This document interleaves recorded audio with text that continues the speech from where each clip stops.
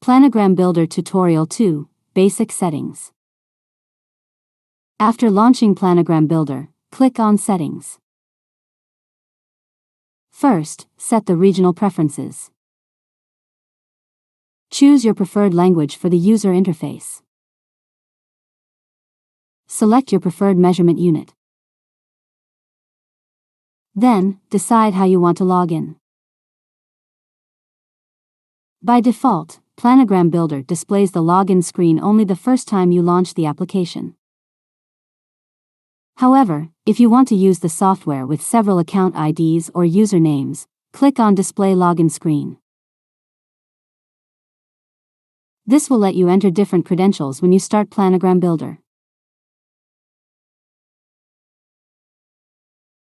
Finally, personalize the look of Planogram Builder for your company. Type the desired application title, typically your company name.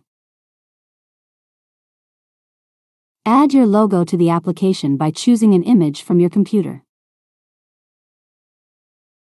Close the settings. The title and logo appear in the upper right corner. You have now set the basic Planogram Builder settings.